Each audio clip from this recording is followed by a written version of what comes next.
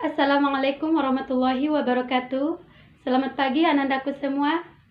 Bagaimana kabarnya? Semoga kita semua dalam keadaan sehat walafiat.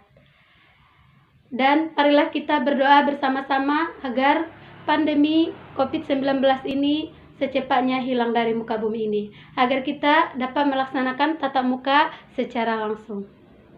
Baiklah, untuk pertemuan ini Ibu akan menyampaikan materi kita tentang konsep dasar sejarah. Yang pertama adalah pengertian sejarah. Yang kedua, konsep manusia, ruang, dan waktu dalam sejarah. Yang ketiga, cara berpikir kronologis. Yang keempat, cara berpikir diakronik. Yang kelima, cara berpikir sinkronik. Dan yang terakhir adalah konsep perubahan dan keberlanjutan. Nah, dalam kesempatan ini Ibu akan menjelaskan secara satu persatu. Nah, silakan Ananda simak PPT berikut ini. Baiklah, cara berpikir sejarah. Pertama adalah pengertian sejarah. Sejarah berasal dari bahasa Arab, yaitu syajaratun, artinya pohon, merujuk pada silsilah. Yaitu kalau kita lihat sejarah itu atau pohon, dia mempunyai akar, batang, ranting, dan daun. Merujuk pada silsilah, terutama silsilah raja atau dinasti pada masa lalu. Pengertian sejarah menurut para ahli. Yang pertama, menurut Herodotus, sejarah bukan berkembang dan bergerak lurus ke depan dengan tujuan pasti, melainkan melingkar. Yang tinggi rendahnya disebabkan oleh keadaan manusia. Yang kedua, menurut Ibnu Khaldun, sejarah adalah catatan tentang manusia dan peradabannya dengan seluruh proses perubahan secara nyata dengan segala sebab akibatnya.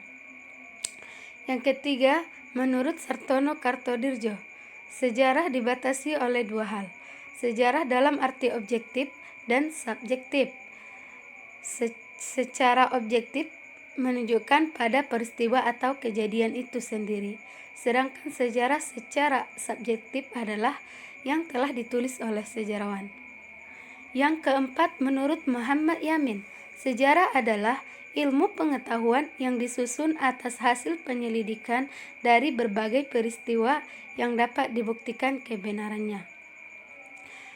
Baik, jika kita simpulkan, sejarah adalah ilmu pengetahuan yang mempelajari berbagai peristiwa atau kejadian yang terjadi dalam kehidupan manusia pada masa lalu dan mempunyai pengaruh terhadap orang yang banyak.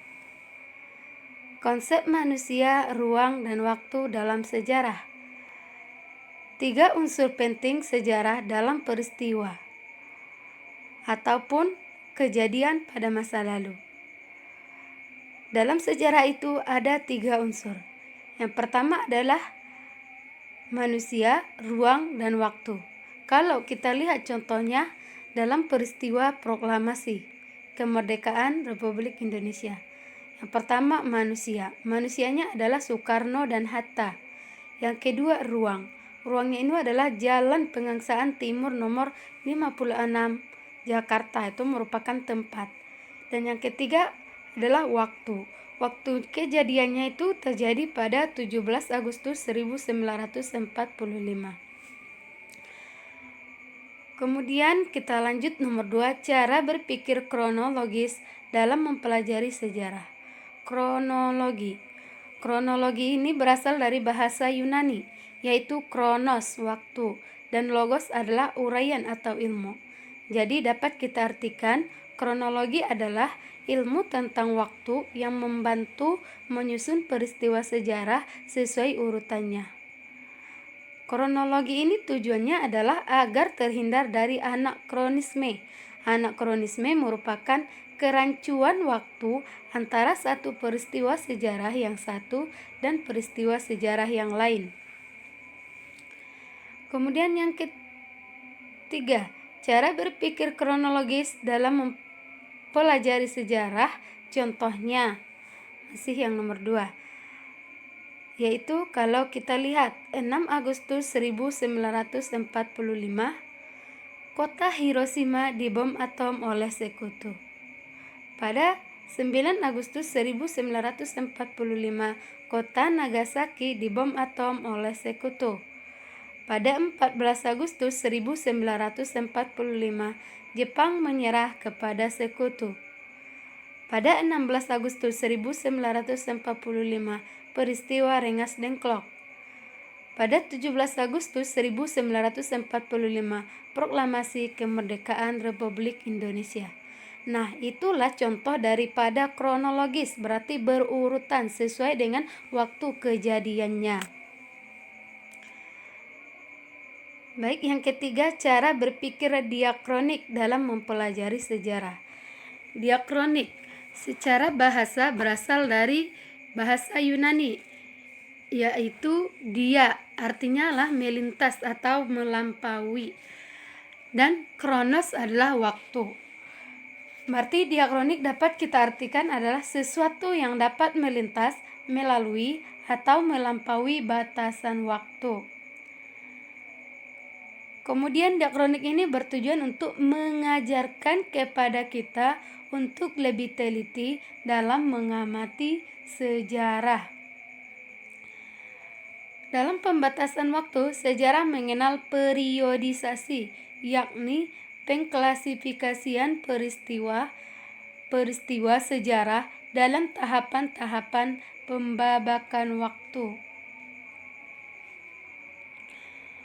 Contoh daripada cara berpikir diakronik adalah periodisasi sejarah. Baik, bisa kita lihat. Yang pertama adalah masa prasejarah, dimulai ketika purba bermigrasi ke Nusantara sampai ketika Nusantara mulai mengenal tulisan, kira-kira tahun 400 Masehi. Kemudian lanjut pada masa Hindu-Buddha, dimulai ketika pengaruh kebudayaan India mulai masuk ke Nusantara, kurang lebih tahun 400 Masehi, hingga runtuhnya kerajaan Majapahit pada abad ke-15. Kemudian masa Islam, dimulai abad ke-13, meski Islam sudah masuk pada abad ke-7, sampai ketika bangsa Eropa berdatangan ke Nusantara pada abad ke-16. Lanjut masa kolonialisme Barat, dimulai pada abad ke-16 dan berakhir pada abad ke-20. Kemudian lanjut masa pendudukan Jepang, dimulai sekitar tahun 1942 sampai tahun 1945. Lanjut pada masa revolusi, dimulai pada tahun 17 Agustus 1945, yaitu proklamasi kemerdekaan Indonesia, hingga 27 Desember 1949, yaitu pengakuan kedaulatan Indonesia oleh Belanda. Kemudian masa Orde Lama, dimulai tahun 1950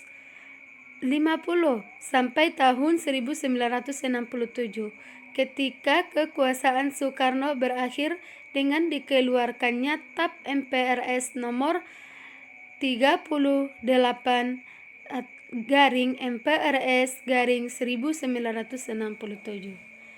Kemudian masa Orde Baru, dimulai pada tahun 1966 melalui Super Semar sampai 20 Mei 1998. Kemudian lanjut masa reformasi, dimulai pada tahun 1998 sampai sekarang. Nah, itulah contoh daripada berpikir diakronik. Diakronik ini adalah berpikir secara periodisasi atau berpikir secara pembabakan waktu kejadiannya. Kemudian yang keempat adalah cara berpikir sinkronik. Dalam mempelajari sejarah, sinkronik berasal dari bahasa Yunani, yaitu sin, artinya dengan, dan kronos adalah waktu. Berarti sinkronik dapat kita artikan dalam Kamus Besar Bahasa Indonesia. Sinkronik diartikan sebagai segala sesuatu yang bersangkutan dengan peristiwa yang terjadi pada suatu masa. Tujuannya adalah untuk mempelajari peristiwa sejarah dengan segala aspeknya pada masa waktu tertentu secara mendalam. Kajian yang lebih menitik beratkan pada penelitian gejala-gejala yang meluas dari sebuah peristiwa tetapi dengan waktu yang terbatas. Nah, perbedaan berpikir sinkronik dan diakronik. Kalau dia sinkronik adalah perubahan sosial di Yogyakarta, berarti sosialnya itu penulisannya melebar dalam waktu. Kemudian kalau diakronik contohnya adalah kota Yogyakarta tempo dulu. Penulisannya itu memanjang dalam waktu. Kemudian konsep perubahan dan keberlanjutan dalam sejarah. Perubahan adalah kejadian atau peristiwa yang membuat perbedaan berlangsung secara zigzag. Itu tidak lurus tapi berjalan dengan secara zigzag. Sedangkan keberlanjutan adalah suatu keadaan yang telah berlangsung lama, yaitu berlangsung secara garis lurus. Nah, bisa Ananda lihat contohnya, kalau keberlanjutan itu adalah lurus, sedangkan perubahan itu berjalan secara zigzag. Sampai di sini materi yang dapat Ibu sampaikan. Kalau masih ada Ananda yang kurang paham, silakan Ananda tanyakan di grup WA kita. Baik, Ibu tutup. Wabillahi taufiq wal hidayah. Assalamualaikum warahmatullahi wabarakatuh.